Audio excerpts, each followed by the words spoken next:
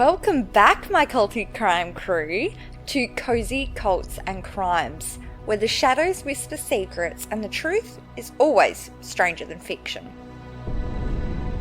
I'm Bubbles, your host, and tonight we're venturing into the heart of darkness that once gripped New York City.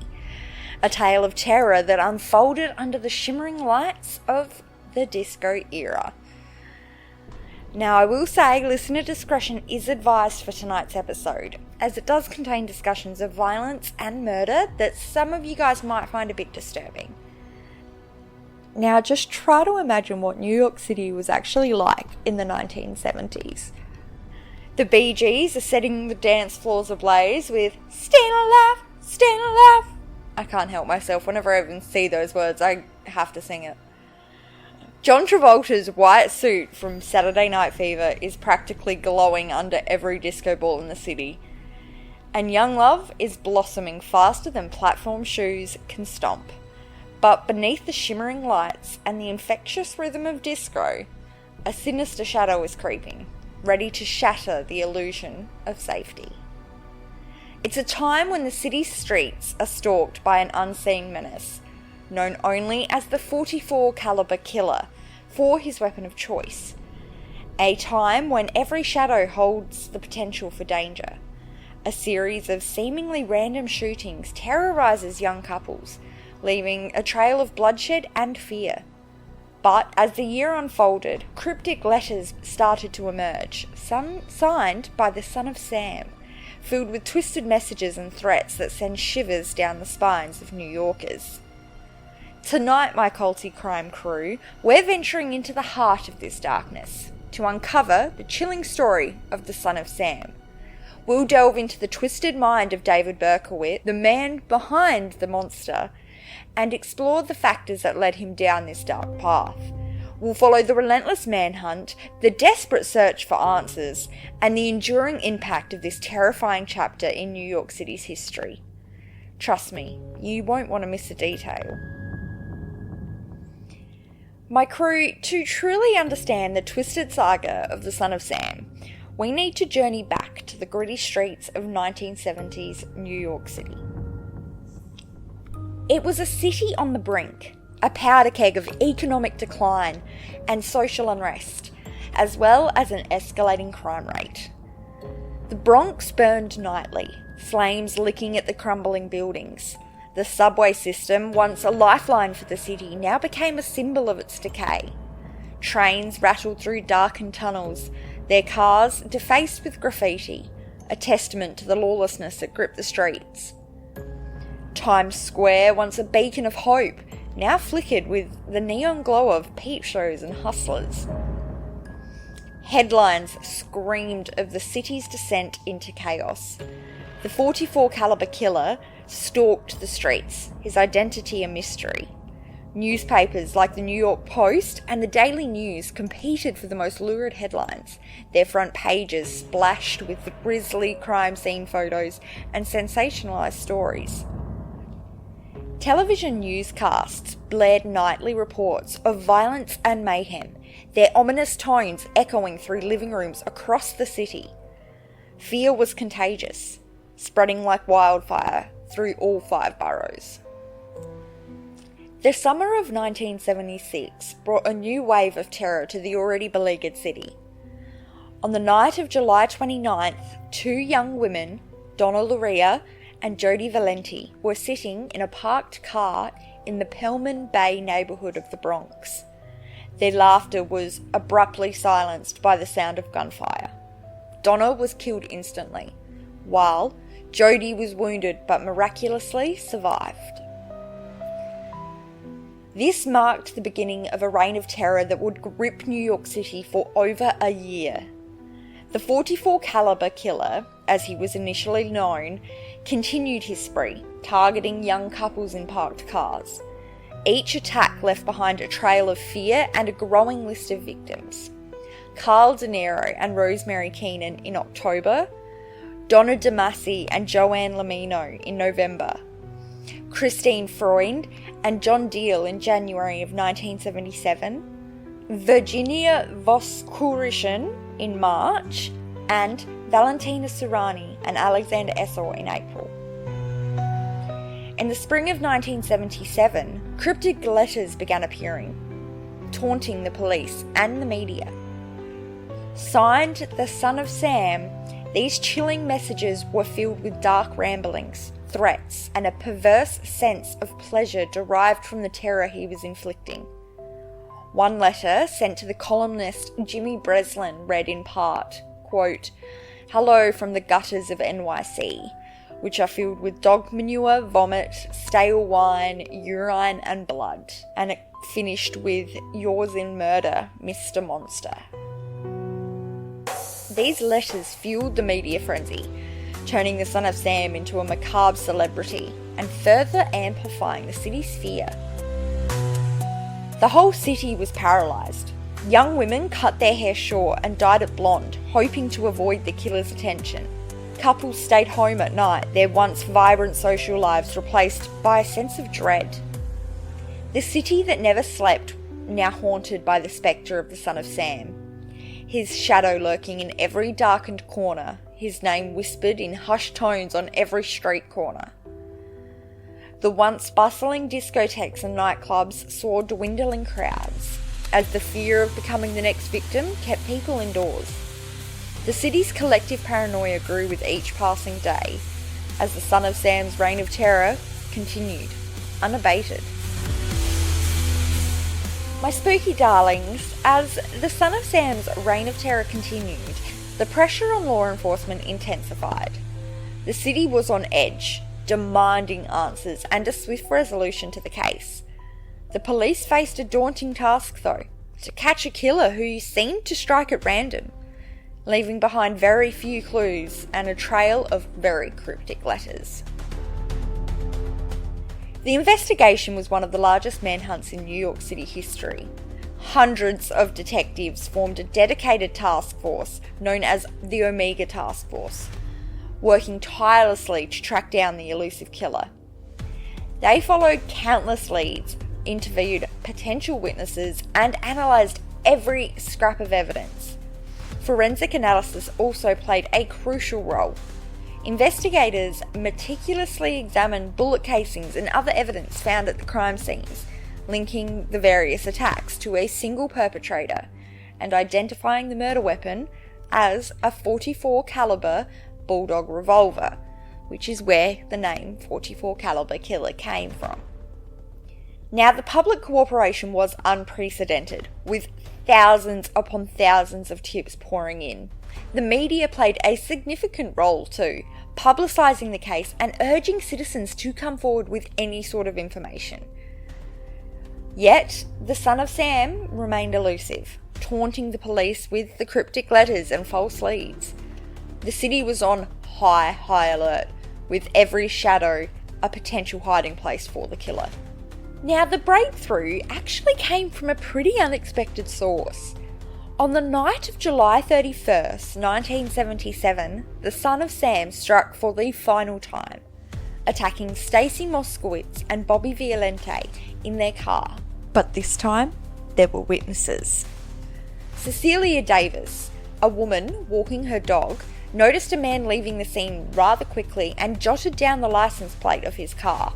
Now, this crucial tip, along with a parking ticket issued to a car parked near a fire hydrant, led the police to the doorstep of David Berkowitz. Another pivotal clue came from a young woman named Wheat Carr. She was the daughter of Berkowitz's neighbour, Sam. Yes, Sam. Wheat had read the Son of Sam letters in the newspaper and was struck by the mention of a demon dog named Harvey. She knew that her father owned a black Labrador named Harvey and that Berkowitz had often complained about the dog's barking. This connection, though seemingly far-fetched at first, did lead her to contact the police. On August 10th, 1977, the police raided Berkowitz's apartment in Yonkers. Inside, they found a chilling arsenal, a .44 caliber bulldog revolver, the same weapon used in the attacks, along with a stash of ammunition and a collection of disturbing letters and diaries. And with that, my crew, the son of Sam had been unmasked. Alright, my spooky sweethearts. The arrest of David Berkowitz marked the end of his reign of terror, but it was just the beginning of a long and complex legal battle. Now, the trial was an absolute media circus, with Berkowitz's bizarre claims and erratic behaviour stealing the spotlight. Picture this, a packed courtroom, the air so thick with tension you could cut it with a knife, and a defendant who oscillated between chilling calmness and these wild-eyed rants about demonic possession, claiming he was following orders from his neighbour's dog Harvey, the one I spoke about earlier. It was a spectacle that both captivated and horrified the public. I feel like any sort of case that has this sort of notoriety is always going to captivate the public. Like, there's just no way for it not to, I think. Now, the question of Berkowitz's sanity was the central issue in the trial. The defence argued he was not guilty by reason of insanity, presenting testimony from psychiatrists who diagnosed him with paranoid schizophrenia. They described his delusions of being controlled by demons and receiving orders from his neighbour's dog Harvey. However, the prosecution countered with their own psychiatric experts, who argued that Berkowitz was aware of his actions and understood the difference between right and wrong. They painted him as a manipulative psychopath who was feigning mental illness to avoid responsibility for his crimes. After weeks of testimony and deliberation, the jury ultimately rejected the insanity defence. On June 12, 1978, Berkowitz was found guilty of 6 counts of murder. During the sentencing phase, the courtroom echoed with the emotional impact statements from the victims' families, their words heavy with grief and anger. Berkowitz was then sentenced to 6 consecutive 25 years to life sentences. Justice Joseph R. Corso, in handing down the sentence, called him, quote, the most vicious killer in the history of New York City.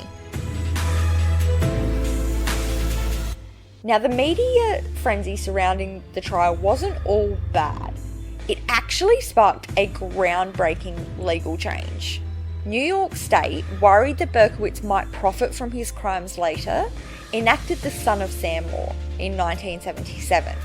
This law, the very first of its kind in the United States, prevents criminals from cashing in on their notoriety by requiring that any money earned from books, movies, or other media about their crimes be turned over to the victims or their families, which I think is fantastic. Australia actually hasn't got that in place, but something similar where criminals can't make money off their crimes, which I think's a really good thing, because it's wrong for people who've done bad things to make money off of it. Anyway, my personal opinion, guys. Now, the Son of Sam case left deep wounds in the city that never sleeps. The victims and their families still bear the scars of that terrifying time. The city itself carries the weight of this dark chapter. But it wasn't all doom and gloom. The case also sparked important conversations about mental illness, violence, and media responsibility. It led to increased awareness and calls for better mental health care and early intervention, which is definitely a silver lining in this otherwise tragic story. My true crime aficionados, with the trial behind us now, we're left with a chilling question. What turned David Berkowitz into the Son of Sam? What darkness lurked within the mind of this seemingly ordinary young man? Let's delve into the twisted labyrinth of his psyche and try to make sense of the senseless, really. Now, David Berkowitz was actually born Richard David Falco in 1953. His birth mother, Betty Broder, had a brief affair with a married man and gave him up for adoption shortly after his birth. He was adopted by Nathan and Pearl Berkowitz, a loving couple who raised him in the Bronx. But David's childhood wasn't without its shadows. He felt a deep sense of abandonment and struggled to connect with his adoptive parents. In a later interview, Berkowitz reflected on his childhood, saying, quote, "I always felt like an outsider, like I didn't belong. That feeling of rejection never really went away," end quote. School was also a battleground for David. He was bullied for his appearance and struggled academically. He sought solace in petty theft and arson, setting hundreds of fires throughout the city. His troubled behaviour did continue into adulthood. He drifted from job to job, never finding stability or satisfaction. Dr. David Abrahamson, a psychiatrist who interviewed Berkowitz extensively, noted, quote, "He was a loner, a misfit, who couldn't find his place in the world. He was filled with rage and resentment, and he had a fascination with fire, a symbol of destruction," end quote. In 1971, Berkowitz enlisted in the army, hoping to find a sense of purpose and belonging. But his military experience only deepened his alienation. He struggled to fit in and was eventually discharged. Upon returning to New York, Berkowitz's mental state deteriorated further. He became increasingly isolated and paranoid, convinced he was being tormented by demons. He claimed that his neighbour's black Labrador retriever Harvey, the one that was owned by Sam Carr, was possessed by an ancient demon and was commanding him to kill. This delusional belief fueled his murderous rampage as he sought to silence the voices in his head. In his own words, Berkowitz described the torment, quote, "The demons wouldn't leave me alone. They were constantly whispering in my ear, telling me to do terrible things," end quote. Now, psychiatrists who examined Berkowitz after his arrest offered conflicting diagnoses. Some saw him as a textbook psychopath, a cold-blooded killer who lacked empathy and remorse. Others believed he suffered from paranoid schizophrenia, a severe mental illness that distorted his perception of reality. Dr. Park Dietz, a forensic psychiatrist, stated, quote, "Berkowitz was a master manipulator who used his supposed mental illness to avoid responsibility for his crimes," end quote. However, Dr. Samuel Kaufman, another psychiatrist, argued, quote, "Berkowitz was clearly suffering a severe mental illness that impaired his judgment and led him to commit these horrific acts," end quote. The case of David Berkowitz is a chilling reminder of the darkness that can reside in the human mind. It's a story of a troubled soul who, consumed by his own demons, inflicted unimaginable pain on others. It's a stark reminder of the importance of mental health awareness and the need for early intervention to prevent such tragedies from occurring. My curious cats, David Berkowitz may be locked away, but the story didn't end there. While justice was served, and rightfully so, the question remained: could this monster find redemption? Could the son of Sam transform into something more hopeful? Behind those cold prison walls, a surprising transformation began to take shape. One that would challenge our understanding of redemption and forgiveness. In the early 1980s, Berkowitz experienced a religious awakening. He became a born-again Christian, renouncing his past and embracing a new identity as Son of Hope. He immersed himself in the Bible, finding solace and meaning in its teachings. He even started a prison ministry, counselling fellow inmates and sharing his newfound faith. Berkowitz has expressed deep remorse for his crimes, writing letters to the victims' families and publicly apologising for the pain he caused. In one letter, he wrote, quote, I am deeply sorry for the pain and suffering I have brought upon you. I wish I could undo the damage I have done, but I know that is impossible. All that I can do is ask for your forgiveness and pray that God will bring you peace." End quote. Now, Berkowitz's transformation has been met with very mixed reactions. Some believe his remorse is genuine, while others view it as a ploy to gain favour with the parole board. There's no denying that his actions were horrible and so horrific, but the question of whether he truly has changed remains a subject of debate. Today, Berkowitz remains incarcerated, serving away his life sentence. He has repeatedly declined to request parole, stating that he deserves to be punished for his crimes. He continues to participate in prison ministries and correspond with people seeking spiritual guidance. Whether his transformation is genuine or not, it is clear that David Berkowitz is a complex and enigmatic figure whose story continues to captivate and confound. My lovely listeners, the Son of Sam case left an enduring scar on New York City, a wound that may have healed over time, but whose marks remain visible, even today. It wasn't just the lives lost or the physical injuries, but the psychological and emotional toll that echoed through the city streets.